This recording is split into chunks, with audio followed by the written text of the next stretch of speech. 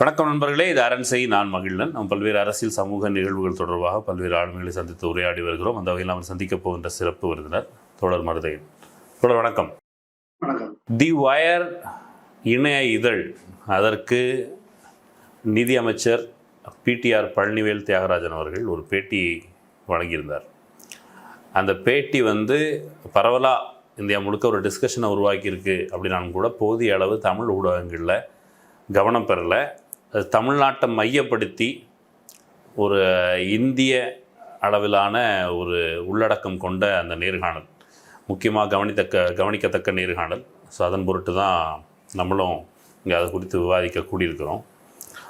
அந்த நிகழ்ச்சியை ஒருங்கிணைப்பு செய்திருந்த கரண் தப்பார் அவர்கள், அவர் பல்வேறு முனைகள்லேருந்து கேள்வி கேட்டார்.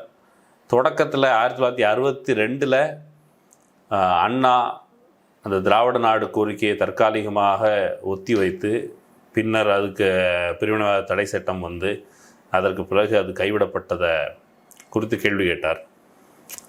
சீன போரை ஒட்டி அவர் கைவிட்டதாக சொன்னார். அப்படி இல்லை, பின்னால் கைவிட்டார். பட் ஆனால் அந்த தனிநாடு கேட்ட அந்த உணர்வு அது இப்போதும் அப்படியே இருக்கிறதா, அதற்கான காரணங்கள் அப்படியே இருக்கின்றதா என்கிற பொருள் தான் அவர் கேட்டார். அதற்கு பிடிஆர் பழனிவேல் தியாகராஜன் அளித்த பதில், அது குறித்த அவங்களுடைய மதிப்பீடு என்ன? மொத்தமாக முதல்ல அந்த நிகழ்ச்சி, அந்த பிடிஆர் பழனிவேல் தியாகராஜன் அந்த பேட்டி ஏன் முக்கியமானது, அதையும் சொல்லி சொல்லுங்கள். அந்த பேட்டி சுதந்திரத்தின் 75வது ஆண்டை ஒட்டி இந்த 75 ஆண்டுகளில் ஏற்பட்டுள்ள நிலைமையை தென்னிந்தியா எப்படி பார்க்கிறது என்பதை தெரிந்து கொள்ளும் நோக்கத்தில் பிடிஆரிடம் அந்த நேர்காணல எடுக்கிறதா கரண் தப்பார் சொல்றாரு.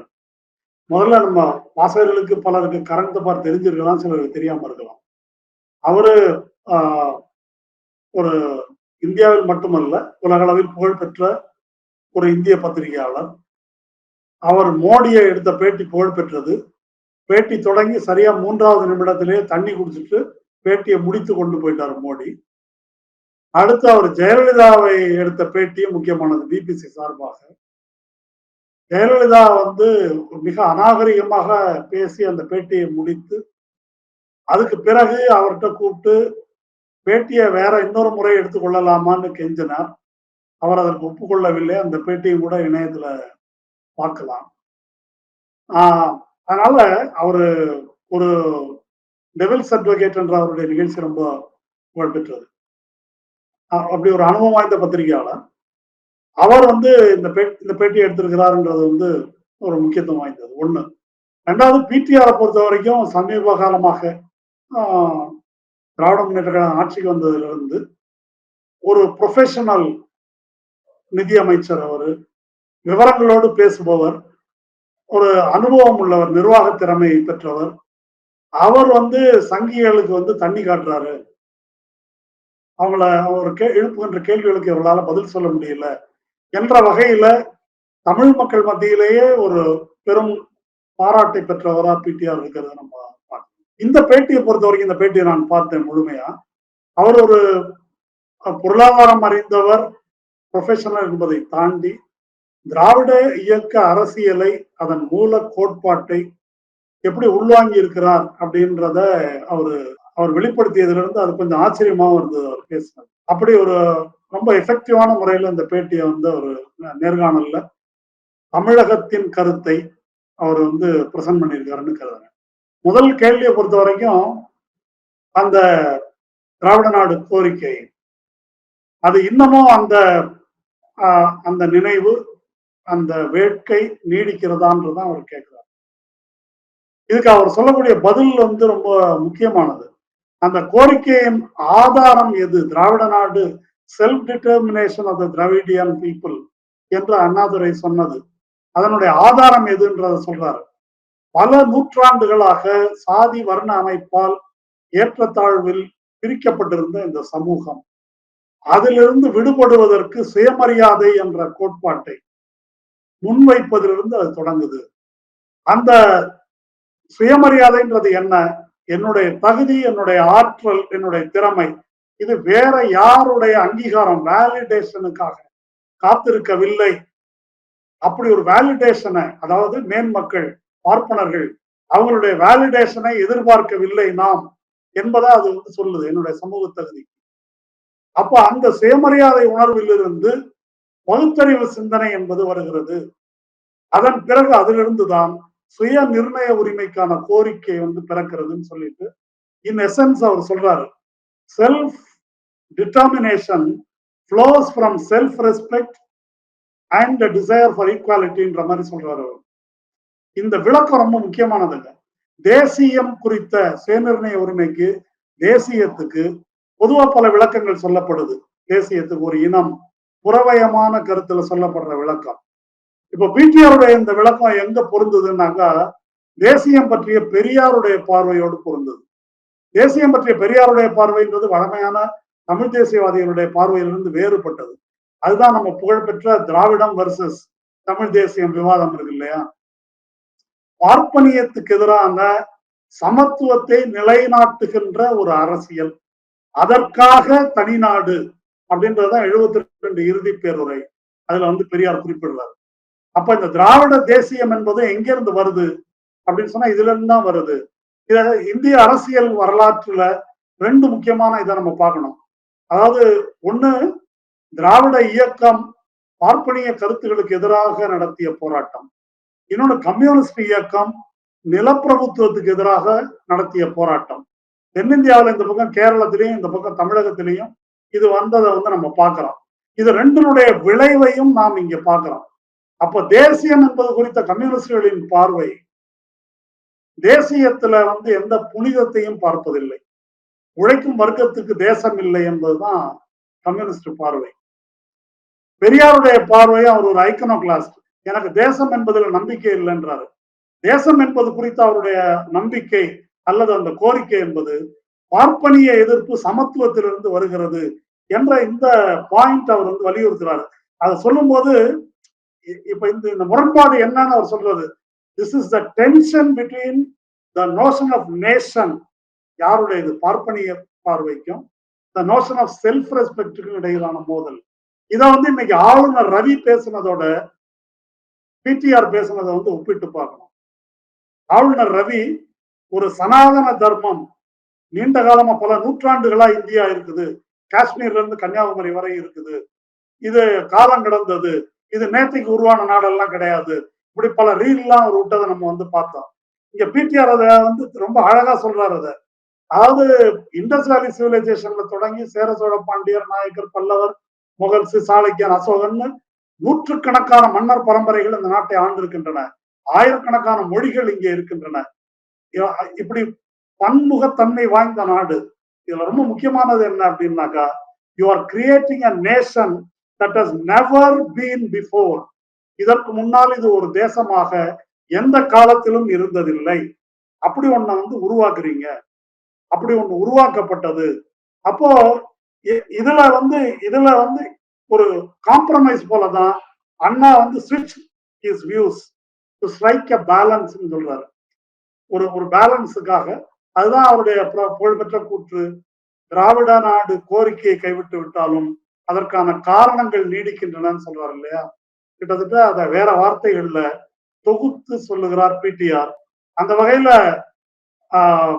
தேசியம் குறித்த ஒரு பார்வையில திராவிட இயக்கம், பெரியாரையும் அதற்கும் இதுக்கும் உள்ள தொடர்ச்சி, கருத்தியல் தொடர்ச்சி, அதை வந்து ரொம்ப சுருக்கமாகவும் செறிவாகவும் சொல்லியிருக்காரு. மிக முக்கியமாக இந்த பார்ப்பன இந்து தேசியம் சனாதனம் என்ற பெயர்ல கடைபிடிக்கப்படுகின்ற இந்த காலத்துல அவருடைய இந்த பதில் ரொம்ப முக்கியத்துவம் வாய்ந்தது. அதுல அந்த சென்டிமெண்ட்ஸ் வந்து அப்படி தணிந்து போய் விட்டதா, இன்னும் இருக்குதா அப்படின்னு திரும்பியும் அந்த கேள்விக்கு தான் அவர் வராரு. முழுமையான பதில் வந்து அவர் திருப்தி அடையல. மீண்டும் அழுத்தி அந்த கேள்விக்கு இன்னும் பதிலை எக்ஸ்டெண்ட் பண்ணணும்னு கரண்ட்பார் கேட்கிறாரு. அதுக்கு பிடிஆர் பதில் ரொம்ப அழகா இருக்குது. என்ன சொல்ல வரேன் அப்படின்னா, அந்த சென்டிமெண்ட் இருக்குதா இல்லையான்றதுக்கெல்லாம் நான் ஒரு கருத்து கணிப்பு நடத்தியெல்லாம் நான் வந்து சொல்ல முடியாது. ஆனா ஒரு விஷயம் சொல்லலாம், திராவிட நாடு தொடங்கி இன்றைக்கு மாநில உரிமை வரை, இந்த மத்திய அதிகார குவிப்புக்கு எதிரான மாநில உரிமை வரை இந்த உணர்வு எங்களுடைய ரத்தத்துல இருக்குதுன்னு சொல்றாரு. தமிழ்நாட்டில் ரத்தத்தில் இருக்கிறது.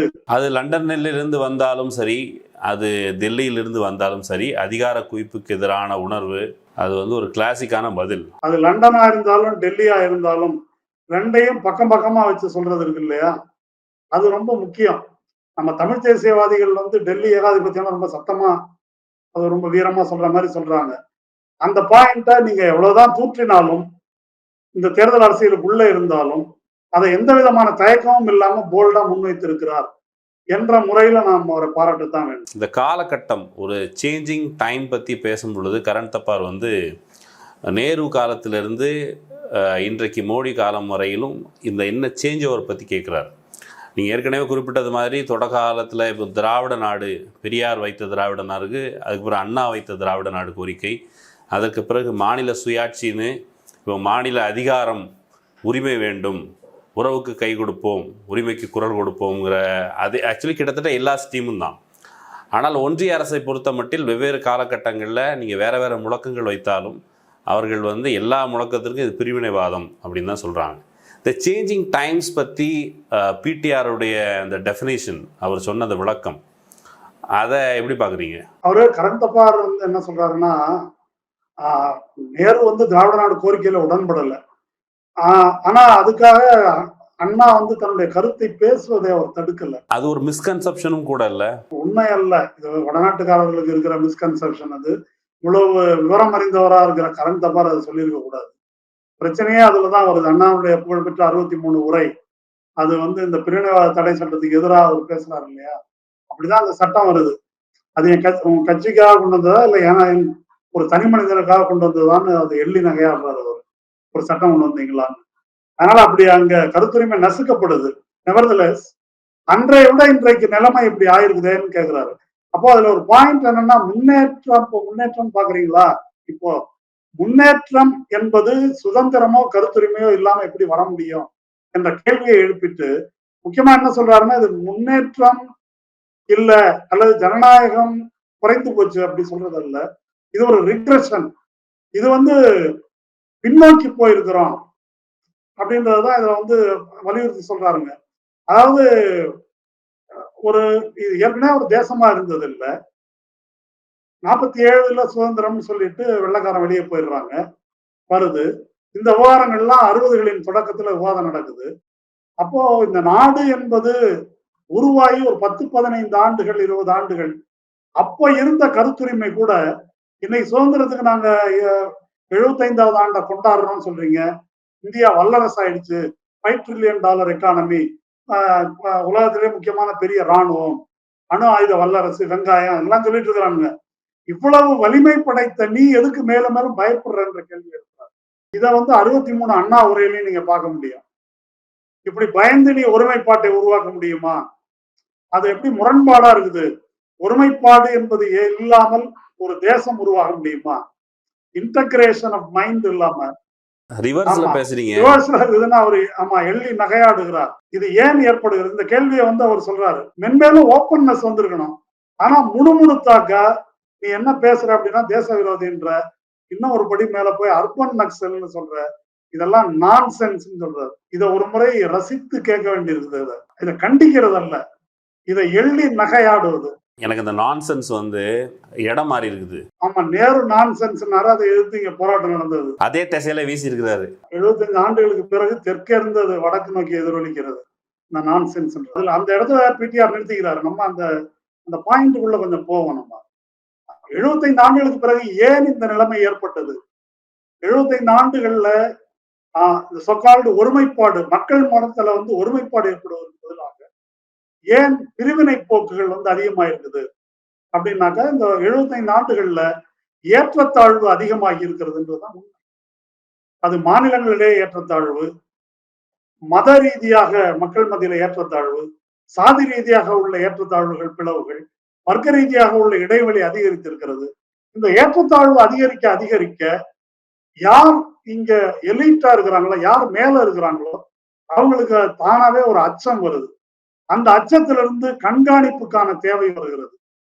இப்போ நம்ம டிபார்ட்மெண்ட் ஸ்டோருக்கு போறோம், கடைக்கு இப்ப சென்னையில பொருள் வாங்க போறோம். நம்மள வந்து கஸ்டமர் என்றும் ரொம்ப மரியாதைக்குரியவர்கள் என்றும் தான் கடைக்காரர்கள் சொல்லுகிறார்கள். ஆனா அந்த கடைக்குள்ள ஒரு 100 சிடிவி கேமரா வச்சிருக்கிறாங்க. அது ஏன்னாக்கா இல்ல இல்ல அப்ப நம்ம கஸ்டமர் இல்ல, நம்மள திருடர்கள் அப்படின்றதும் அவங்களுடைய கருத்து. திருடர் அப்படின்னு நம்மள சொல்லலைன்னாலும் கூட நம்மை திருடர்களாக கருதி தான் கண்காணிக்கிறாங்க. கல்லால உட்கார்ந்து ஏதாவது எடுக்கிறானா என்று கண்காணிக்கிறார். டிபார்ட்மெண்ட் ஸ்டோர்ல இருந்து வீட்டுக்குள்ள வருவோமே, ஒரு மேரேஜ், நம்ம ஊர்ல மேரேஜ் வந்து பெரும்பாலும் காதல் திருமணம் இல்ல, அரேஞ்ச்டு மேரேஜ் தான். நம்ம இந்தியா என்ற நாடும் ஒரு அரேஞ்ச்டு மேரேஜ் தான் வச்சுக்கோங்க. இது வந்து லவ் மேரேஜ் இல்ல. லவ் மேரேஜ்ன்னு நான் சொல்றது விரும்பி நாம் எல்லாரும் ஒன்று சேரவில்லை இந்த யூனியனா. மேலிருந்து வந்து நம் விருப்பத்தையே கேட்காமல் நாம் வந்து இணைக்கப்பட்டிருக்கிறோம். இது ஒரு ஃபேக்ட். இது கட்டாய திருமணம். அந்த மாதிரி ஒரு கட்டாய திருமணம் அல்லது அரேஞ்ச்டு மேரேஜ், இப்படிதான் நம்ம திருமணங்களும் வந்து நடக்குது. அப்படி கல்யாணம் ஆன பிறகு கணவன் மனைவிக்கு இடையில ஒரு சமத்துவம் இருக்கும் பட்சத்தில், ஜனநாயகம் இருக்கும் பட்சத்தில், அதுக்கு பிறகு காதல் அரம்புகிறது. அது இல்லாதப்போ என்ன நடக்குது அப்படின்னா அது டைவர்ஸை நோக்கி போகுது. அது இல்லாதப்போ கணவன் என்ன செய்யறான்?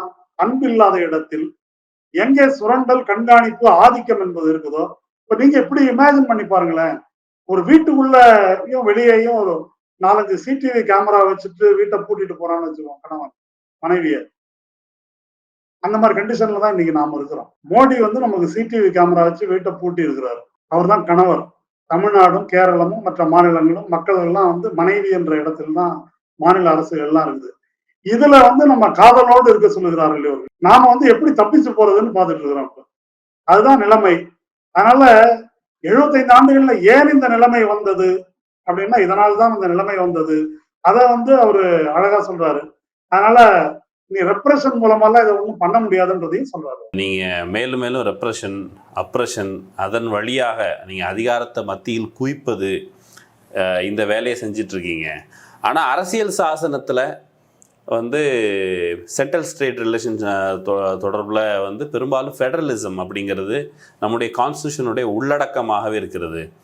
அப்படி உள்ளடக்கமாக கான்ஸ்டியூஷன் உங்களுக்கு வாக்குறுதி அளித்திருக்கிற அந்த ஃபெடரலிசத்துக்கு விரோதமாக மோடி செயல்படுகிறாரா அப்படிங்கிற துணியில் கேட்கிறார். உடனடியாக பிடிஆர் வந்து அதை மறுக்கிறார். இல்லை அப்படிலாம் இல்லை, நீங்கள் ரொம்ப க்ளோரிஃபை பண்ணாதீங்க, கான்ஸ்டியூஷன் இட் செல்ஃப் அது வந்து சென்ட்ரலிசமை நோக்கி தான் அது வந்து எப்போவுமே போயிட்டு இருந்திருக்குது. 75ல் அது தீவிரப்பட்டுச்சு, இது மேலும் தீவிரப்பட்டிருக்கு. அது வந்து ஒரு லைன் ஆஃப் ப்ரொசீஜர் தானே ஒழிய நீங்கள் வந்து திடீர்னு அங்கேருந்து பின்னாடி போய்ட்டு நினைக்காதீங்க. அது கான்ஸ்டியூஷன் வகுத்து கொடுத்த பாதையில் போகுது. சென்ட்ரலிசம் தான். சைனா அல்லது அமெரிக்காவை விட இங்கே வந்து நம்ம ஜனநாயகம்னு சொல்கிறோம், ரெக்ரெசிவாக இருக்கிறோம் அப்படிங்கிறாரு. இப்போ மோடிக்கு இந்திரா காந்தியே தேவலாம், இந்திரா காந்திக்கு நேருவே தேவலான்னு இப்படி பின்னால போகலாம். எடப்பாடியை பார்த்தா ஜெயலலிதாவே தேவலாம், ஜெயலலிதாவை பார்த்தா எம்ஜிஆரே தேவலான்ற மாதிரி. இப்போ கான்ஸ்டியூஷன் இந்த கான்ஸ்டியூஷனே கிடையாது, இது இந்துத்துவா இந்து ராஷ்டிரா வரப்போகுது அப்படின்னாக்கா இந்த கான்ஸ்டியூஷனையாவது காப்பாற்றுவோம் அப்படின்ற முறையில தான் இப்போ பல முழக்கங்கள் டிஃபெண்ட் த கான்ஸ்டியூஷன் வருது. அந்த டிஃபெண்ட் த கான்ஸ்டியூஷன் சொல்லும் போது முக்கியமா அறிவுத்துறையினர் மத்தியில் இந்த கான்ஸ்டியூஷனை பற்றிய ஒரு இல்யூஷன் வந்து பில்டப் பண்ணப்படுது. அந்த இல்யூஷன் வந்து தவறு. அதாவது இந்த கான்ஸ்டியூஷனே இல்லைன்னு ஆக்குறாங்க அப்படின்னாக்கா அதுல இருக்கக்கூடிய உரிமைகளை தக்க வைத்துக் கொள்வதற்காக நம்ம போராடுவோம், அது ரைட்டு, அதுல ஒன்றும் தப்பு கிடையாது.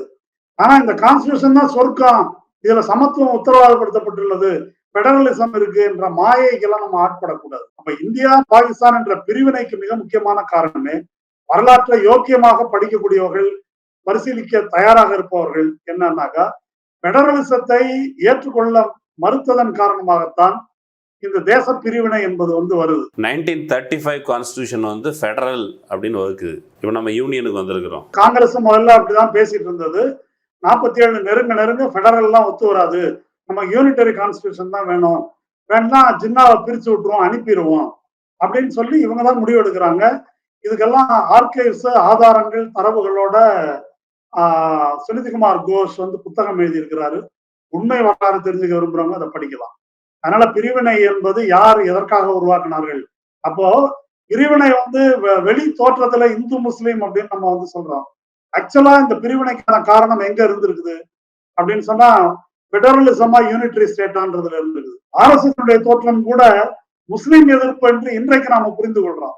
அது ஆக்சுவலா சூத்ரா தலித் காஸ்டினுடைய அப்ரைசிங் இருக்கு இல்லையா, அதற்கு எதிரான ஒரு நடவடிக்கையாகத்தான் அது தொடங்குகிறது. பின்னால இந்து கன்சாலிடேஷனுக்காக அவர்கள் வந்து முஸ்லீமை வந்து ஒரு ஸ்கேப் கோட்டாக்கி த அதர் அப்படின்னு சொல்லிட்டு சித்தரிக்கிறாங்க. அதனால இதுதான் அடிநாதமா இருக்குதுன்றதை நம்ம பார்க்கணும். அப்படி வந்து பிடிஆர் அந்த தப்பெண்ணதை உடனே கிளியர் பண்ணிடுறாரு. இது வந்து யூனிட்டரி கான்ஸ்டியூஷன் தான், பெடரல்லாம் ஒன்றும் கிடையாது அப்படின்றத முதல்ல திருத்தமா சொல்லிடுறாரு. அது சொன்னதுக்கு மேல ஒரு பக்கம் போய் நல்ல ஒரு உதாரணம் சொல்றாரு. ஒரு பக்கம் அவார்ட்லி கேபிட்டலிஸ்ட் ஸ்டேட் வந்து அமெரிக்கா, இன்னொன்னு வந்து அவார்ட்லி கம்யூனிஸ்ட் ஸ்டேட் வந்து சைனா. இந்த ரெண்டு நாட்டிலையும் எப்படி டெவல்யூஷன் ஆஃப் பவர்ஸ் இருக்கு. மாநிலங்களுக்கு உள்ள அதிகாரத்துல தொடங்கி கார்பரேஷன்களுக்கு உள்ள அதிகாரம், கிராம பஞ்சாயத்துகளுக்கு உள்ள அதிகாரம். அங்க வந்து ஒரு என்விரான்மெண்டல் லா, போலீஸை வைத்துக் கொள்வது, சேல் டாக்ஸ் விதிமுறைகள், ரீட்டைல் ட்ரேட் அனுமதிக்கலாமா கூடாமான்றது, இப்படி பள்ளி கல்வி கொள்கையை தீர்மானிப்பது, இதெல்லாம் ஒரு லோக்கல் பாடி வரைக்கும் அங்க அதிகாரம் இருக்குது. உலகத்திலேயே இந்த கேவலம் வேற எங்கேயும் இல்லைன்னு சொல்றாரு. நீட்டோட பொருத்திக்கலாம் இதை. என்னைக்கு இந்தியா என்ற நாடு தோன்றியதோ அன்னையிலிருந்து தென்னிந்தியா, தமிழ்நாடு இந்த மத்தியில் அதிகாரத்தை குவிப்பதற்கு எதிராக தொடர்ந்து குரல் கொடுத்து கொண்டிருக்கிறது, போராடி கொண்டிருக்கிறது. தென்னிந்தியான்னு பொதுவா சொல்றதை விட comparatively progressive south is fighting the north அப்படின்றத நம்ம வந்து சொல்லணும். அதை இன்னும் ஒருபடி மேல போய் சொல்றாரு. 25 வருஷம் இப்போ 2000 ஆரம்பத்துல மோடி முதல்வராக வர்றாரு இல்லையா குஜராத்ல, அப்ப அவர் பேசின டயலாக் எல்லாம் எடுத்து பாருங்கன்னு கேக்குறாரு. சென்ட்ரலைசேஷனுக்கு எதிராக நீ பேசியிருக்கிற, கோஆபரேட்டிவ் ஃபெடரலிசம் அதெல்லாம் பேசியிருக்கிற. ஆமா, இதனால திராவிட இயக்கம் பேசுறது இல்ல அல்லது பிடிஆர் பேசுறது இல்ல, ஒவ்வொரு மாநில மக்களின் வேட்கையும் உரிமையும் இதுன்றத வந்து அவர் அழுத்தம் திருத்தமா சொன்னாரு. அது ரொம்ப முக்கியமான பாயிண்ட். கான்ஸ்டிடியூஷன் இருந்ததுல இருந்து எமர்ஜென்சியில எப்படி கன்கரண்ட் லிஸ்ட்ல கொண்டு வந்தாங்க, இந்த டீஜெனரேஷன் என்பது எப்படி படிப்படியா நடக்குது. இல்ல இது டீஜெனரேஷன் தானா, எனக்கு அந்த டவுட் உண்டு. இப்போ நீங்க வந்து ஒரு யூனிட்டரி ஸ்டேட்டை கட்டமைக்கணும்னு நினைக்கிறாங்க. கட்டமைக்கணும்னு நினைக்கும் பொழுது அங்கங்கே ரீஜனல் ஆஸ்பிரேஷன்ஸ் வரும் பொழுது, இப்போ ஹிந்தி, ஒரே ஹிந்தி இந்தியா இப்படியான ஒரு செட்டப் உருவாக்கணும்னு முயற்சிக்கும் பொழுது அன்றைக்கி வந்து மொழிவாரி மாநிலங்கள் வேணாங்கிற டிஸ்கஷன்லாம் வந்திருக்குது. அது வந்து தனித்தனியான ஒரு நாடுகளாக போய்விட வாய்ப்பு இருக்குதுன்னு டிஸ்கஷன் வந்து ரீஜனல் ஆஸ்பிரேஷனுக்கு தற்காலிகமாக முகம் கொடுப்போம், கொஞ்ச நாள் கழித்து இந்தியை நம்ம வந்து திணிச்சிக்கலாம் 65 அப்படிங்கிற ஒரு முன்னோட்டம் வந்து அது முன் திட்டமிடல் முன்னாடி இருந்தது தானே. அந்த அர்த்தத்துல சொல்ல கரண்தப்பாருடைய கேள்வி வந்து ப்ராக்ரஸ் இருக்குதா அப்படின்ற போது டீஜெனரேஷன் அப்படின்னு சொல்றாரு. ரூலிங் கிளாஸுக்கு எப்பொழுதுமே இந்த ஐடியா இருக்குதான் செய்யுது, அதுல ஒன்றும் மாற்று கருத்து இல்லை. அதை ஏமாற்றுவதற்கு பல விதமா வந்து பேசுறாங்க. அதை கேட்கிறாரு கரண்தப்பார். மோடி வந்து ஆட்சி, மோடியை பத்தி சொன்னீங்க 2014 அவர் வரும்போது கோஆபரேட்டிவ் ஃபெடரலிசம்னாரு, இப்போ சுதந்திர தின உரையில வந்து காம்படிட்டிவ் ஃபெடரலிசம்ன்றாரு. இதெல்லாம் என்ன வெறும் ரெட்டாரிக், வாய்ஜாலம்னு கருதுறீங்களா அப்படின்னு அவர் கேட்கிறார். அதுக்கு நல்ல அழகா பதில் சொல்றாரு. அது வெறும் வாய்ஜாலம் அல்ல, அது ஒரு ஏமாற்று வாய்ஜாலம் இல்லையா, அது மிஸ்லீடிங் ரெட்டாரிக் அப்படின்றாரு. அந்த மிஸ்லீடிங் ரெட்டாரிக்கு ஒரு இது ரொம்ப முக்கியமான வரிங்க. அது பிஜேபி அரசியல் என்ன, பல துறைகள்ல இந்த 8 வருஷமா மோடி செய்யறது என்ன அப்படின்றதுக்கு ஒரு இலக்கணமா ஒரு வரி சொல்றாரு. An attempt to subvert the reality by creating a perception that is false. என்ன செய்யறோமோ அதுக்கு நேர் எதிரான ஒரு பர்செப்ஷனை உருவாக்குவது. இது டிமானிட்டைசேஷன்ல இருந்து தொடங்குங்க. டிமானிட்டைசேஷனுடைய நோக்கம் என்ன? டிமானிட்டைசேஷனின் நோக்கம் கருப்பு பணத்தை ஒழிப்பதா? கருப்பு பணத்தை தனக்கு தேவையானவர்களுக்கு மட்டும் பாதுகாப்பது, தேவையான சிஸ்டத்தோட ஒரு பொருத்தமான இன்னும் பெட்டரான சிஸ்டம், தனக்கு தேவையான பிரிவினருக்கு பாதுகாப்பது, மற்றவர்களை வந்து பணம் இல்லாமல் பண்றது ஒண்ணு. ரெண்டாவது, திட்டமிட்டே சிறு தொழில்களை அழிப்பது, மக்களை இந்த மாதிரி ஒரு ஷாக்குக்கு வந்து ஆட்படுத்தி பணிய வைப்பது, இதெல்லாம் தான் அதனுடைய நோக்கம். ஆனா கருப்பு பணத்தை ஒழிக்க போறேன், எல்லாருக்கும் போட்டாக்க ஆளுக்கு 15 லட்சம் ரூபாய் வரும்ன்ற கதைகள் சொல்லப்பட்டது. சோ இந்த பர்செப்ஷன் தான் வந்து திரும்ப திரும்ப திரும்ப சொல்லப்படும். மிஸ்லீடிங் ரெட்டாரிக், ஜூம்லா, அதுக்கப்புறம் ஜூம்லான்னு சொல்லிட்டு போயிட்டாங்க. கோவிட் எடுத்துங்க, எப்படி சாவு நடந்ததுன்னு பார்த்தோம். ஆனா உலகத்திலேயே இங்க மாதிரி எங்கேயும் செஞ்சது இல்லை அப்படின்றது ஒரு ரெட்டாரிக். பொருளாதாரம் எப்படி வீழ்ச்சி அடைகிறதுன்றதை பார்த்துக்கிட்டு இருக்கிறோம். ஆனா 4 கால் பாய்ச்சல் தான் முன்னேறி கொண்டிருக்கிறது என்று ஒரு சித்திரத்தை உருவாக்குகிறார்கள். இது ஒவ்வொன்றிலையும் இது இந்த டிஜிட்டல் ஏஜ்ல இந்த பித்தலாட்டத்தை அவர்கள் எப்படி வலிமையாக செய்ய முடிகிறது அப்படின்றத நம்ம வந்து பொருத்தி பார்த்துக்கணும். அதனால மோடி பேசுறது எல்லாம் எப்படி ஃப்ராடு, ஒரு ஜிஎஸ்டில தொடங்கி வரி விதிப்பு வந்து போயிடுச்சு, கூட்டுறவு சங்கங்கள் மீது மாநிலங்களுக்கான அதிகாரம் போயிடுச்சு, விவசாயத்துல மசோதா நீ கொண்டு வரவே கூடாது, அது ஸ்டேட் லிஸ்ட்ல இருக்குது, அது வந்து அம்பானிக்கு அதானிக்கு கொடுக்கறதுக்காக அதை நீ கொண்டு வர. அடுத்தது அணைக்கட்டுகள் மாநிலங்கள்ட்ட இருக்குது, அதை பிடுங்குற. துறைமுகங்கள் இருக்குது, அதை பிடுங்குற. விமான நிலையத்துக்கு நிலம் கொடுத்துருக்கிறோம், அதெல்லாம் வித்து அம்பானிக்கு அதானிக்கு வந்து கொடுக்குற. இப்படி ஒவ்வொன்றிலும் என்ன இதுல சொன்னது என்ன, கோஆபரேட்டிவ் ஃபெடரலிசம். நடக்கிறது என்ன, ஒரு கம்பல்சிவ் சென்ட்ரலைசேஷன். இதுதான் நேரடியா வந்து நடக்கிறது. அதனால இப்படி ஒரு கேவலம், அதாவது சொல் ஒன்று செயல் ஒன்று என்று ஒரு ஜனநாயகம் என்று பேசிக்கொள்ளும் நாட்டுல உலகத்துல வேற எங்கேயும் இப்படி பண்ணிட்டு ஒருத்தன் நிம்மதியா ஆட்சி நடத்த முடியாது. நம்ம ஊர்ல தாங்க இதை கேட்கறதுக்கு ஆள் இல்லைன்னு சொல்றாரு. நீ மாத்தி மாத்தி பேசுறேங்கிறத நிப்பாட்டி இதுக்கு பதில் சொல்லுன்னு கேட்கறதுக்கு போதுமான அளவு இந்த இந்த டெமோக்ரஸியில போதுமான அளவு வைப்ரண்டா இல்லை மக்கள் அப்படின்னு சொல்றாரு. மக்கள் வைப்ரண்டா இல்லைன்றது மட்டும் இல்ல, எத்தனை மாநிலங்களில் உள்ள கட்சிகள் இந்த கேள்விகளை எழுப்புகிறார்கள், இது வந்து ரொம்ப முக்கியம். இது இப்போ வந்து தயவு செய்து வந்து திமுக எதிர்ப்பாளர்களும் கொஞ்சம் சிந்திக்கணும். அதுல இது இப்ப திமுகன்னு பார்க்காதீங்க, தமிழகம் தவிர வேறு எங்கிருந்து இந்த குரல் இவ்வளவு கூர்மையாகவும் இவ்வளவு காத்திரமாகவும் ஒலிக்கிறது என்பதை நேர்மையாக பரிசீலித்து பதில். ஆரம்பத்துல இருந்த இந்த ஹிந்தி சுப்ரமசி அப்படிங்கிறது அங்க இருக்கிற இந்தி பெல்ட்ல இருக்கிறவங்களுக்கு உதவி செய்வது, அது வந்து எங்களுக்கு ஆரம்பத்துல இருந்து இந்த டிஃபரன்ஸ் இருக்குது, டிஃபரன்ஸ் ஆஃப் ஒப்பீனியன்ஸ் இருக்குது. ஆரம்பத்தில் இப்போ வந்து அவர் கரண் தப்பார் ஹிந்தி சுப்ரமசிங்கிறாரு. ரொம்ப முன்னாடியே தமிழ்நாட்டில் அந்த வார்த்தை வந்துருச்சு. அந்த வார்த்தை ரொம்ப லேட்டாக ஹிந்தி சுப்ரமசிங்கிறது தமிழ்நாட்டில் ஆலடி அருணா அவர்கள் வந்து எழுதுனதில் இந்தி ஏகாதிபத்தியம் அப்படின்னு ஒரு நூல் எழுதுறாரு. அந்த நூலை வந்து அண்ணா பாராட்டுறார். அப்போவே அவங்க இந்தி ஏகாதிபத்தியமும் தமிழ்நாட்டில் புழக்கத்தில் இருந்து 60களில் 50களில் புழக்கத்தில் இருந்திருக்குது. இப்போது அதை பற்றி கேள்வியாக தான் கேட்கிறார். அது குறித்து பிடிஆர் விளக்கினத விதம். கரண் தப்பார் 3 பாயிண்ட் சேர்த்து கேட்கிறாங்க. ஒண்ணு இந்தி திணிப்பு, ரெண்டாவது பாஜக தலைவர் நட்டா சமீபத்தில் பேசியிருக்கிறது, மாநில கட்சிகள் எல்லாத்தையும் ஒழிச்சு கட்டிட்டு எல்லா இடத்துலையும் எங்களுடைய ஆட்சியை நிறுவுவோம் அப்படின்னு அவர் பேசியிருக்கிறது.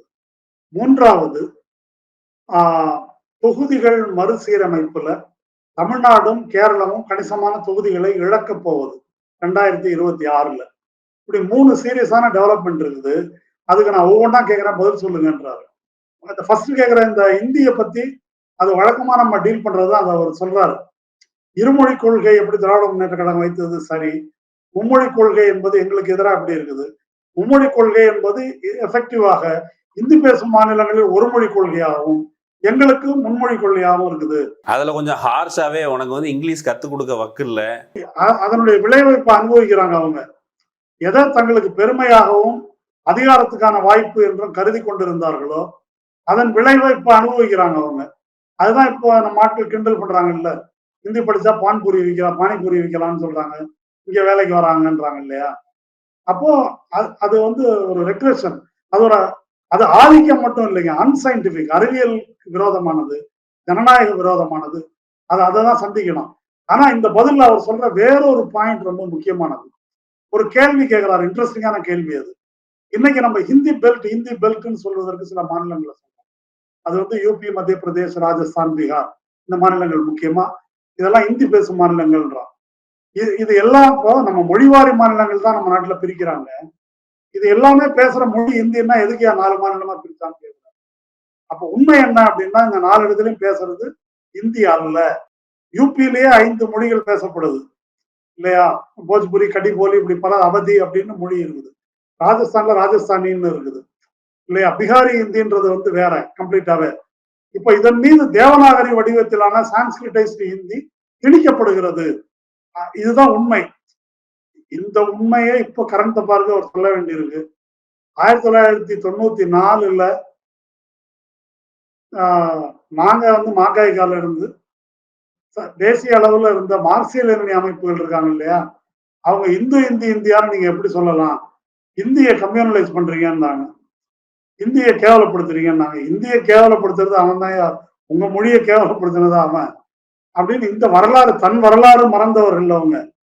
அதனால நாமெல்லாம் இந்தி பேசுபவர்கள்னு அவர்களுக்கு உருவாக்கப்பட்டிருக்கிறதே ஒரு ஃபால்ஸ் கான்சியஸ்னஸ். ஒரு வகையில் இப்படி சொல்லலாமா, ஹிந்தி பெல்ட் ஆகாம தமிழ்நாட்டையும் ஹிந்தி பெல்ட் ஆகாமல் தடுத்தது திராவிட இயக்கம் தான், அல்லது இந்தி எதிர்ப்பு அல்லது ஒன்றியத்தில் அதிகாரத்தை குவிப்பது அதற்கு எதிரானது போராட்டம் தான் தமிழ்நாட்டை யூபி மாதிரி பீகார் மாதிரி ஒரு இந்தி பெல்ட் ஆகாமல் தடுத்துருக்குது. இது எப்படியும் இந்தி பெல்ட் ஆயிருக்காது. நான் சொல்ல வர பாயிண்ட் என்ன அப்படின்னாக்கா, இந்த 4 மாநிலங்கள் எப்படி அவர்களுடைய தொண்டை கூடிக்குள்ள தாய்மொழி திணிக்கப்பட்டிருக்குது. இப்போ அவர்கள் இந்தி பேசுபவர்களாக ஆக்கப்பட்டிருக்கிறார்கள் இந்த 4 மாநிலத்தை சேர்ந்த மக்கள். அது கிட்டத்தட்ட நாம் இந்துக்களாக ஆக்கப்பட்டது போல. இந்துக்களாக எப்படி ஆக்கப்பட்டோமோ, பல்வேறு மதம் நாட்டுப்புற தெய்வ வழிபாட்டில் உள்ளவர்கள் எல்லாம், இது அல்லாதவர்கள் எல்லாம் இந்துக்கள்னு சொன்னாங்க இல்லையா, அந்த மதம் இந்த மதம் இல்லாதவங்க, அந்த மாதிரி ஆக்கிட்டாங்க அவங்கள. அப்படி அப்படி ஒரு பேரல் அதுல இப்படி இந்திய திணிக்கும் பொழுது ஒருவேளை ஒற்றுமைக்கு குந்தகம் விளைவிப்பதாக போய் முடிஞ்சிருமா, அது ஒற்றுமை சிதைவு ஏற்படுமா அப்படின்லாம் கூட கரண் தப்பார் கேட்குறார். அவர் அவர் ஒரு முழுமையாக சொல்லலை, ஆனால் அவர்கிட்ட அந்த அந்த பிரச்சனை இருக்குது, வாய்ப்பு இருக்குது அப்படிங்கிற மாதிரி தான் எனக்கு அவருடைய பதில் தோணுச்சு. நீங்கள் என்ன கருதுனீங்க? ஆமாமா, அப்படிதான் கோடி காட்டிட்டு போறாரு. ஏன்னா இந்த இந்த ஒற்றுமை உடையுமா பிரிவினை வருமானு இந்த பேட்டி பூரா அவரு ரிப்பீட்டடா கேள்வி கேட்டு வர்றாரு. அது அந்த ஒரு இடத்துல மட்டும் இல்ல, அவருக்கு அதுக்கு பதில் தேவைப்பட்டிருக்கு. அதுக்கு பதில் தேவைப்பட்டிருக்கு. அது கரெக்டா தான் பதில் சொல்லியிருக்காரு. அது பின்னால் ரொம்ப அழகா இருக்குது அந்த பதில். அந்த இந்த நேர்காணலுடைய பின்பகுதியில் அது வருது. 2வது கரண் தப்பார் எழுப்பின கேள்வி இந்த நட்டா சொன்ன விஷயம். இந்த தொகுதி இருக்கு இல்லையா, இப்போ 2026 தமிழ்நாடு ஒரு கணிசமான தொகுதிகளை இழக்கும். கிட்டத்தட்ட 11 தொகுதிகள் வரைக்கும் தமிழ்நாடு இழக்கும். கேரளா ஒரு 6 தொகுதிகளை நாடாளுமன்ற தொகுதிகளை இழக்கும். அந்த மாதிரியான மறுசீரமைப்பு நடக்க போகுது. அது 3வது பாயிண்ட். 2வது பாயிண்ட் எதிர்கட்சிகளை ஒழிக்கிற பாயிண்ட். அது ரொம்ப மகிழ்ச்சி அதுன்னு சொல்றாரு. நட்டா இப்படி பேசின வரைக்கும் மகிழ்ச்சி. அந்த கட்சியை பத்தி அவர் சொன்னது ரொம்ப இன்ட்ரெஸ்டிங் ஆனது. பிஜேபின்றது ஒரு mercenary party driven by power அப்படின்னு சொல்றாரு. யாருடைய மெர்சினரி பார்ட்டின்னு அவர் சொல்லல. மெர்சினரின்னா கூலிப்படை. அது ஒரு கட்சி கிடையாது, கூலிப்படைன்னு சொல்லியிருக்காரு. இதோட ஒரு வார்த்தையில இதை திருத்தமா விளக்க முடியாது.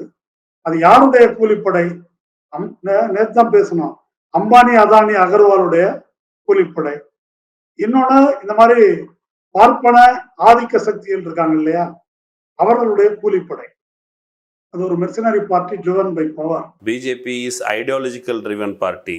ஒரு சித்தாந்தத்துக்கு எதிரான போராட்டத்தை நடத்தி கொண்டிருக்கிறோம் அப்படிங்கிறதுக்கு மாறா அவர் இதில் அதுக்கு சித்தாந்தமே கிடையாது, அதுக்கு பவர் மட்டும்தான். அது ஒரு மெர்சினரி பார்ட்டி. அதுக்கு ஒரு ஒரு ஊருக்கு ஒரு ஐடியாலஜி வச்சுருப்பாங்க, பவர் மட்டும்தான் அதனுடைய நோக்கம் அப்படிங்கிற அந்த கிட்டத்தட்ட ரீடெஃபினேஷன். அது ஒரு தத்துவத்திற்காக வேலை பார்க்குது. ஒரு எடுத்துக்காட்டு சொல்லலாம், பிஎம்எஸ்ஓ அல்லது சுதேசி ஜாகரன் மஞ்சோ சுதேசி பேசுவாங்க, பிஜேபி அப்படி பேசணும்னு நிர்பந்திக்க மாட்டாங்க. இல்ல சித்தாந்தம் உண்டுங்க, சித்தாந்தம் இல்லாம இல்ல, பார்ப்பனியம் தான் சித்தாந்தம், அதுல ஒன்றும் சந்தேகம் இல்லை. அதுக்கு ஒரு லட்சியம் இருக்கிறது. அந்த லட்சியம் இந்த நவீன முதலாளித்துவம் இருக்கு இல்லையா, அதை பார்ப்பனிய சாதி அடுக்குகள் அதை அந்த அந்த முறைமையை நவீன சமுதாயத்துல எப்படி அதை அப்ளை பண்ணி ஒரு சமூகத்தை உருவாக்குவது, அவங்களுக்கு ஒரு லட்சியம் இருக்குது. மோடியோட லட்சியம் அதானி அம்பானி அகர்வால் இந்த 3 பேருக்கும் இந்த நாட்டை பங்கு போட்டு பிரிச்சு கொடுத்துடணும் அப்படின்னு ஒரு லட்சியம் இருக்குது. அந்த லட்சியம் எல்லாம் இல்லாம இல்ல, அந்த லட்சியத்தின் திசையில தான் அவங்க போறாங்க. அவர் சொல்றது மெர்சினரி பார்ட்டின்றதோ கொள்கை இல்லைன்றதோ சந்தர்ப்பவாதமா இருக்கிறாங்க. நார்த் ஈஸ்ட்லயும் கோவாலையும் பீஃபை பத்தி பேசுறது இல்ல, யூபிலயோ பீகார்லயோ ராஜஸ்தான்லயோ இங்க மாட்டை ஓட்டிட்டு போறவங்க கூட வெட்டி கொண்டுடுறாங்க. இந்த அதான் நம்ம எப்படி பார்க்கணும்னா, பெரியார் சொன்னார்ல, பார்ப்பனியம் என்பதற்கு அது வரலாறு போறவே அப்படிதான் இருந்திருக்குது. ஹார்ட் அண்ட் ஃபாஸ்ட் ரூல் எல்லாம் கிடையாது. பவர் இருக்கிறதுக்கு என்ன செய்யணுமோ அதை செய்யலாம். ஒருவேளை சூத்திரன் ஜெயிச்சு வந்துட்டான்னு வச்சுக்கோங்க, சரி இரண்ய கர்ப்பம் அப்படின்னு சொல்லி ஒரு பசுமாட சங்கத்துல செஞ்சு அது வயிற்றுக்குள்ள நீ உட்கார்ந்து வெளியே வந்தீங்கன்னாக்கா அந்த மாட்டை என்கிட்ட கொடுத்துட்டீங்கன்னாக்கா நீ சத்திரியா. இதுதான் இரண்ய கர்ப்பம். இப்படி சூத்திரர்கள் பலர் சத்திரியர் ஆக்கப்பட்டிருக்கின்றனர். சிவாஜி கதையிலிருந்து அது வருது நமக்கு. அதனால அந்த மாதிரியான முறை எப்பொழுதுமே இருக்குது. இப்ப இன்னைக்கு அவங்க ஆட்சியை கவிழ்க்கிறத பாருங்க, விலை பேசுறத பாருங்க. இந்த முறையெல்லாம் ஏதாவது ஒரு ஒழுக்கம் இருப்பவர்கள் செய்கிற முறையா, பச்சையாவே பேசுறாங்க. அதனால இது எந்த வேல்யூ சிஸ்டம் கிடையாதுன்றதுக்கு இதெல்லாம் உதாரணம். ஆனா அவர்களுக்கு எந்த லட்சியமும் கிடையாது என்பது அல்ல. லட்சியம் பவர் தான் அப்படின்னு தான் சொன்னார் அவரு. பட் ஆனால் முன்னுக்கு முரண்பாடாக இருப்பார்கள் அப்படிங்கிற பொருள் தான். நார்த்தின் சார்பா பிஜேபியினுடைய சூழ்ச்சின்னு சொல்லலாம். இப்ப இது அம்பேத்கர் வேற இடத்துல சொல்றாரு, தெற்கை வடக்கு ஆள விரும்புகிறது, அது ஒருபோதும் ஆள முடியாது. ஏன்னா தெற்கு புரோகிரசிவானது, வடக்கு வந்து பிற்போக்கானது, ஒரு காலத்துல நீங்க வந்து ஆள முடியாது அப்படின்னு அப்ப சொல்றாரு. அப்படி ஒருவேளை நடந்தால் உத்தரப்பிரதேசம் போன்ற பெரிய மாநிலங்களை வைத்துக்கொண்டு தெற்கை ஆள முயற்சி செய்தால் உங்களுக்கும் அவர்களுக்கும் பண்பாட்டு ரீதியான வேற்றுமை இருக்குது. அப்படி ஒருவேளை முயற்சி செய்தால், ஆதிக்கம் செலுத்தினால் உள்நாட்டு போர் மூழ்வதற்கான வாய்ப்பு இருக்கிறது. அதற்கான வாய்ப்பை வரலாறு வழங்கும் அப்படின்னு சொல்லி அந்த மொழிவாரி மாநிலங்கள் பற்றிய டிஸ்கஷன் தான் சொல்றாரு. இந்த கேள்விதான் கரண்ட் திரும்ப திரும்ப வேற வார்த்தையில கேட்கிறார். உள்நாட்டு போர் வருமானு கேட்கிறார். அதுதான் பிரிவினை திரும்ப வருமா அப்படின்னு கேட்கிறார். ஏன்னா ஒரு தப்பு நடக்கிறது எல்லாருக்கும் தெரியுது இல்லையா? பிடிஆர் திரும்ப திரும்ப பேசுறாரு, 1 ரூபா கொடுக்குறோம், 30 பைசா திருப்பி கொடுக்குற, நாங்க பாப்புலேஷனை கண்ட்ரோல் பண்ணிருக்கிறோம், நீ கண்ட்ரோல் பண்ணல. இந்த டிஃபரன்ஸை சொல்லி சொல்லி தானே அவர் கேள்வி கேட்கிறாரு. அந்த கேள்விக்கு இவர்கள்ட்ட வந்து பதில் இல்லை. ஆனா சம்திங் இஸ் ப்ரொஃபவுண்ட்லி ராங், ரொம்ப நாளாவே இந்த தப்பு நடந்துட்டு இருக்குன்னு அப்படி மட்டும் இதை வந்து சொல்றாரு. இப்போ இதுல வடநாட்டு மக்கள் வந்து வஞ்சிக்கப்படுகிறார்கள், அவங்கள ஏமாத்தி இருக்கிறாங்க, ஏற்றத்தாழ்வு இருக்கு, ஒரு சமச்சீரான வளர்ச்சி இல்லை அப்படின்றத, அதுல இருந்துதான் இந்த பிரச்சனைகள் பிறக்கின்றன அவர் சொல்றாரு. அதுல ஒரு விஷயத்த நம்ம சொல்ல வேண்டி இருக்குது. இப்போ பிடிஆர் வந்து அவர் ஒரு லிபரல், ரொம்ப சொன்னால் இலக்கண சுத்தமான லிபரல். அவர் இந்த முதலாளித்துவ அமைப்பு முறைமைக்கு உட்பட்டு ஒரு சமசீரான பொருளாதார வளர்ச்சியை இந்தியாவில் கொண்டு வர முடியும், அதற்கு தேவையான திறமையும் நேர்மையும் இருந்தால் அப்படி ஒண்ணு செய்ய முடியும்ன்ற மாதிரி அவர் கருதுறாரு. ஆனா அது முதலாளித்துவ அமைப்பின் கீழே சமச்சீரான வளர்ச்சி என்பது சாத்தியம் இல்லை. வடக்கு பின்தங்கியதுதான் இல்லையா? அப்போ இப்போ விவசாயிகள் போராட்டம் நடந்ததை பார்த்தோம். அதுக்கு பிறகு இப்ப அக்னிவீருக்கான போராட்டம் நடந்ததை பார்த்தோம். அந்த அந்த பகுதியெல்லாம் என்ன இப்ப நிலைமை? அங்க யூபியா இருக்கட்டும், ராஜஸ்தானா இருக்கட்டும், ஹரியானாவா இருக்கட்டும், ஒரு குறிப்பிட்ட பீகாரா இருக்கட்டும், விவசாயத்தை சார்ந்து இருக்காங்க. இல்லைன்னா அடுத்த வேலை வாய்ப்பு வந்து ராணுவத்துக்கு போறாங்க. இந்த ராணுவத்திலையும் இப்ப அத்தை கூலியா மாற்றும் போது அந்த போராட்டம் அப்படின்றது வருது. விவசாயத்துக்கு இந்த மாதிரி ஒரு மசோதா கொண்டு வரும்போது அதற்கு எதிரான தீவிரமான போராட்டம் வருது. பஞ்சாப் விவசாயிகள் திரும்ப திரும்ப சொன்னது என்ன, அந்த மாநில மக்கள் சொன்னது என்னன்னா, எங்க ஊர்ல இண்டஸ்ட்ரியே கிடையாது, விவசாயத்தை நம்பிதான் இருக்கிறோம். இப்ப இந்த விவசாயத்தையும் அம்பானி அதானி கொண்டு போயிட்டாங்கன்னா நாங்க எங்க போவோம்? இது அவர்களுடைய கேள்வி. எங்களுக்கு விவசாயத்தை விட்டா ராணுவத்துக்கு தான் போனோம், அதுலயும் நீ 4 வருஷத்தோட வீட்டுக்கு அனுப்புவேன்னா நாங்க எங்க போறது? இது அங்க இருக்கிறவங்க கேள்வி. மிச்சம் இருக்கிறவங்க யாரு அப்படின்னாக்கா இங்க கூலி வேலைக்கு வராங்க. அது போக அவர்களுக்கு என்ன ஆசை காட்டுகிறார்கள்னா, ரயில்வேல, சென்ட்ரல் கவர்மெண்ட்ல எல்லா எம்ப்ளாய்மெண்ட்லயும், பொதுத்துறையில எல்லா எம்ப்ளாய்மெண்ட்லயும் வடக்கத்திக்காரங்களுக்கு நாங்க கொடுக்குறோம், தென் மாநிலங்கள்ல உங்களுக்கு வேலை கொடுக்குறோம் என்று சொல்லி அவர்களிடம் தென் மாநில மக்களுக்கு எதிரான ஒரு காலனி ஆதிக்க மனோபாவத்தை தூண்டி விடுகிறார்கள். இப்படி ஒண்ணு வந்து அவங்க செய்யறாங்க. இதுதான் பண்ண முடியும். எனக்கு எப்படி ஒரு அனாலஜி தோணுது. இந்த அனாலஜி என்ன அப்படின்னா, ரோம பேரரசு இருக்கு இல்லையா, அது வந்து அட்வான்ஸ்டு. அதன் மீது வந்து ஜெர்மன் வட்டா பகுதியிலிருந்து வரக்கூடிய ஒரு பழங்குடியின மக்கள், அவங்க பெரிய கும்பலா படையெடுத்து வந்து அந்த ரோமானிய சாம்ராஜ்யத்தை அழிக்கிறாங்க. அது சிந்துவெளி நாகரிகம் அழிக்கப்பட்டதோட கூட நம்ம ஒப்பிடலாம், அல்லது செங்கிஸ்கானின் படையெடுப்போட நம்ம வந்து ஒப்பிடலாம். அந்த மாதிரி கம்பேரிட்டிவ்லி அட்வான்ஸ்டு சவுத் மேல கம்பேரிட்டிவ்லி பேக்வர்டு நார்த், அது தரக்கூடிய எலக்ட்ரல் ஸ்ட்ரென்த் இருக்கு இல்லையா, தேர்தல் வலிமை, அதை வைத்துக் கொண்டு ஆதிக்கம் செய்ய முடியும் என்று இவர்கள் பார்க்கிறார்கள். அது ஒருபோதும் நடக்க போவதில்லை. அது நிச்சயமா முரண்பாடுகளை தான் கொண்டு வரும். அதே போல இந்த முதலாளித்துவத்தின் கீழ் சமச்சீரான வளர்ச்சி என்பது சாத்தியமாக போவதில்லை. இவங்க கண்ணீர் விட்டு கதறினாலும் பன்னாட்டு முதலாளிகளோ தொழில் முதலாளிகளோ வட இந்தியாவில் முதலீடு செய்ய போவதில்லை. சமீபத்திய உதாரணம் பெங்களூர்ல நடந்தது, கர்நாடகாவில் ஹிஜாப் பிரச்சனையை ஒட்டி வந்ததை நம்ம பார்த்தோம். இஸ்லாமியர்களுக்கு எதிரான தாக்குதல்ல கிரண் மஜும்தார் சொன்னாங்க, இது மாதிரி பண்ணீங்கன்னாக்கா பெங்களூர்ல ஐடி இண்டஸ்ட்ரியிலையும் பல தொழிலையும் போட்டுக்கிறவங்கலாம் கிளம்பி வெளியே போயிடுவான் அப்படின்னு அவங்க வந்து வார்ன் பண்ணதை வந்து நம்ம பார்த்தோம். இப்போ சவுத்தை வந்து அவங்க, அதாவது நியோலிபரலிசம் வருவதற்கு முன்னால லைசன்ஸ் பெர்மிட் ராஜ் இருந்த போது காங்கிரஸ் ஆளாத மாநிலங்களை எல்லாம் புறக்கணிப்பது என்ற கொள்கை இருந்தது. அதுலதான் திமுகவினுடைய வடக்கு வாழ்கிறது தெற்கு தேய்கிறது வருது. 90ஸ்ல லைசன்ஸ் பெர்மிட் ராஜ் போன பிறகு இங்கே சமூக நீதி, கேரளாவில் கல்வி, இதன் காரணமா ஒரு growth இங்க வரும்போது ஆட்டோமேட்டிக்கா எங்க ஹியூமன் ரிசோர்ஸ் இருக்குதோ, எங்க கடற்கரை இருக்குதோ, எங்க இன்ஃப்ராஸ்ட்ரக்சர் நல்லா இருக்குதோ, எங்க பண்பாட்டு ரீதியாக ஒரு அமைதி இருக்குதோ, அந்த இடத்துக்கு வந்து முதலீட்டாளர்கள் வந்து வர்றாங்க. அப்போ ஐடி ஹப்பாவோ ஆட்டோமொபைல் ஹப்பாவோ இப்படி மாறுது. இது யாரும் வந்து மசால் வடை வச்சு யாரையும் பிடிக்கல. ஆட்டோமேட்டிக்காவே அவங்க அங்க போறதை வந்து விரும்ப மாட்டார்கள் என்பதுதான் உண்மை. அதனால அப்படி ஒரு ஏற்றத்தாழ்வான வளர்ச்சி வருவதற்கு இப்படி நிறைய ஃபேக்டர்ஸ் இருக்குது.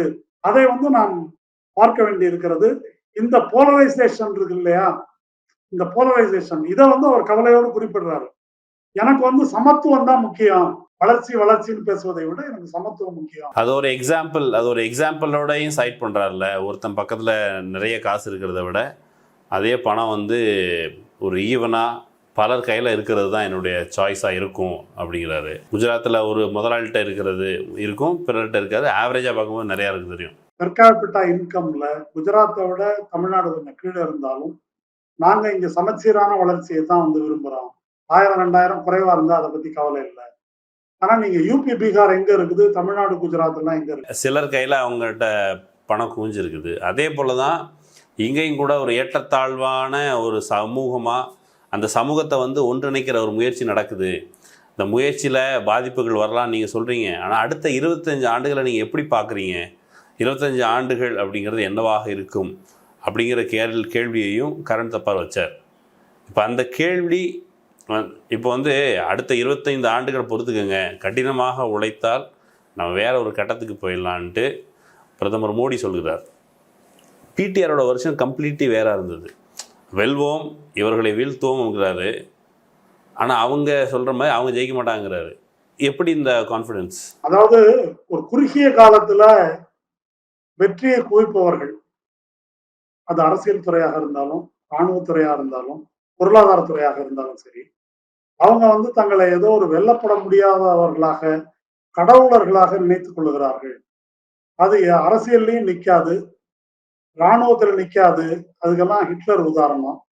பொருளாதாரத்திலையும் மார்க்கெட்டை வந்து ஒரு ஓவர் எஸ்டிமேட் பண்ணி ஊதுனாக்க சப்ரைம் கிரைசிஸ் நடந்தது இல்லையா, பலூனை ஊதுற மாதிரி தான், பலூன் வெடிச்சிருச்சு ஒரு பாயிண்ட்டுக்கு மேல. அந்த மாதிரி இது ரொம்ப வந்து ஓடாது. அதுக்குதான் அந்த இந்திரா காந்தி உதாரணத்தை வந்து சொல்றாரு. இந்திரா காந்தியை விட்டா யாரு, வேற யார் இருக்கிறாங்க அப்படின்றதுதான் வந்து பொதுவா நிலவிய கருத்தா இருந்தது. அவங்களும் அப்படி நினைத்து கொண்டிருந்தார்கள். ஆனா மக்கள் எப்படி முடிவு பண்ணாங்கன்னாக்கா, இந்திரா காந்தி வேண்டாம், இந்திரா காந்தியை தவிர வேற யாராவது அப்படி முடிவு பண்ணிட்டாங்க. இதை மோடிக்கு பொருத்தி பார்த்துக்கலாம். அவர் மோடிக்கு பொருந்தும்னு சொல்லல, பாயிண்ட் வந்து அதுதான். அப்போ அந்த மாதிரி ஒரு மாற்றம் நிகழும். நான் ஒரு கரண் தப்பார் மோடியை மனதில் வைத்துக் கொண்டுதான் பேசினார். நான் ஒரு ஆப்டிமிஸ்ட். அது யூபியா இருக்கட்டும், பீகாரா இருக்கட்டும், இல்ல தமிழ்நாடா இருக்கட்டும், மக்கள் வந்து எல்லாருமே நல்லவர்கள் தான். நாம் அண்டை வீட்டாரோடு நம்ம வந்து சகஜமாக தான் இருக்க விரும்புகிறோம். குழந்தைகளை படிக்க வைக்க விரும்புகிறோம். நல்ல எதிர்காலத்தை தான் நாம் விரும்புகிறோம். மக்களுடைய குட்னஸ் மேல நான் வந்து நம்பிக்கை வைக்கிறேன் அப்படின்னு அவர் சொல்றாரு. அது கொஞ்சம் ஓவர் எஸ்டிமேஷன்ன்றது என்னுடைய கருத்து. ஏன் ஓவர் எஸ்டிமேஷன் சொல்றேன் அப்படின்னு சொன்னாக்கா, இப்ப இவ்வளவு பெரிய ரைட்டுகளுக்கு பிறகும் குஜராத்ல மீண்டும் மீண்டும் பாஜக தேர்ந்தெடுக்கப்படுவது, இவ்வளவு படுகொலைகளுக்கு பிறகும் மீண்டும் மீண்டும் யூபியில தேர்ந்தெடுக்கப்படுவது, நம்ம சதவீத கணக்கு போட்டு இந்த பக்கம் 60 இருக்குது, அந்த பக்கம் 38 தான் இருக்குது, இந்த பக்கம் 62 இருக்கு, அப்படியெல்லாம் நம்ம வந்து சொல்லிக் கொள்ளலாம். ஆனால் அவங்களுடைய கான்ஸ்டிடுவன்சி இருக்கு இல்லையா, கமிட்டட் ஓட் பேங்க், அது வந்து ஒரு மெல்ல மெல்ல விரிவடையுது. கமிட்டட் ஓட் பேங்க் விரிவடைவது என்பதன் பொருள் என்ன அப்படின்னாக்கா, மனசாட்சியற்ற இந்துக்களின் எண்ணிக்கை விரிவடைந்து கொண்டே போகுது அப்படின்றதுதான் அதுக்கு பொருள். இந்த அல்லது முட்டாள்களின் எண்ணிக்கை பெருகி கொண்டே போகிறது என்றும் அதை நம்ம வந்து சொல்லலாம்.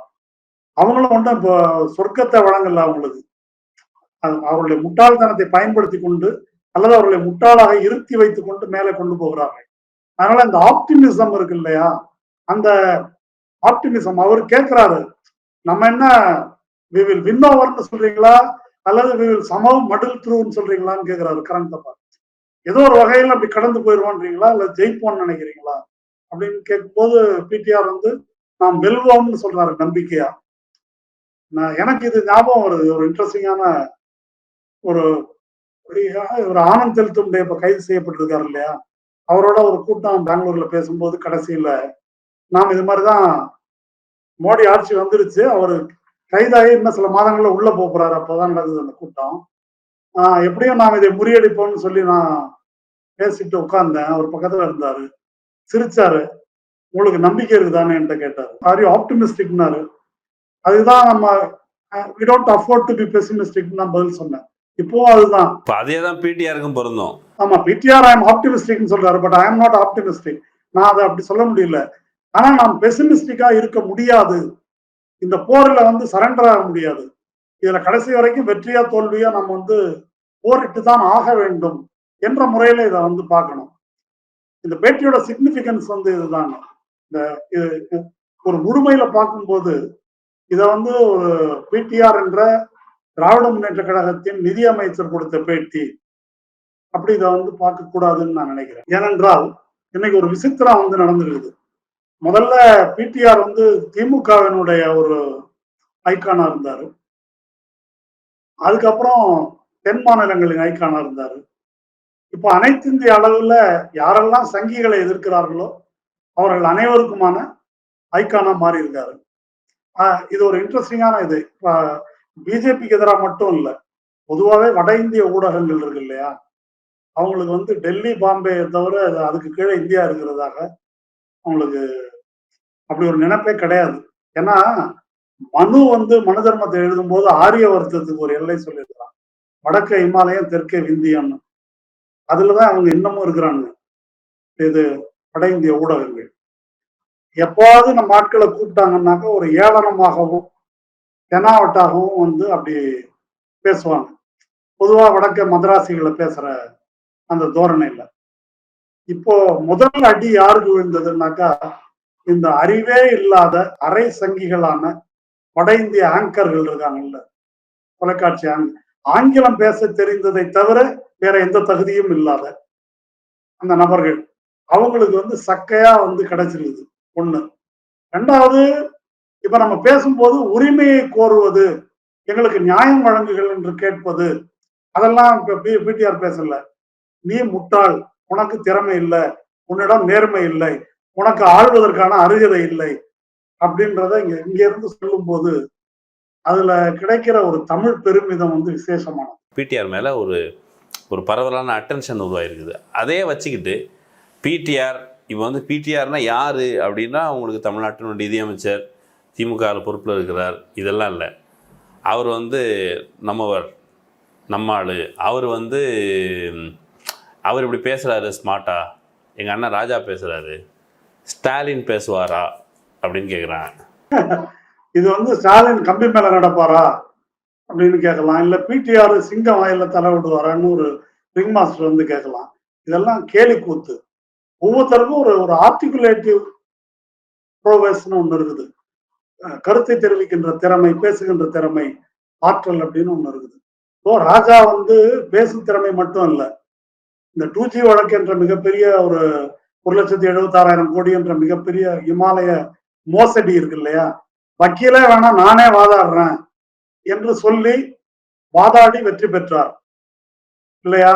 அது வந்து இவர்களுக்கெல்லாம் சரியான முகத்தில் கொடுக்கப்பட்ட அடி. அது வெறுமனே பேச்சு மட்டும் இல்லை. அது இப்போ பிடிஆர் வந்து பேசுறாரு என்ன, இது வந்து ஒரு கட்சி எப்படி நடக்கிறது அல்லது ஒரு தமிழ் சமூகம் எப்படி இருக்குது. இப்போ நான் வெளி மாநிலத்துக்கு போகும்போது எப்படியா உங்க ஊர்ல மட்டும் பிஜேபி தோக்குதுன்னு கேக்குறாங்க.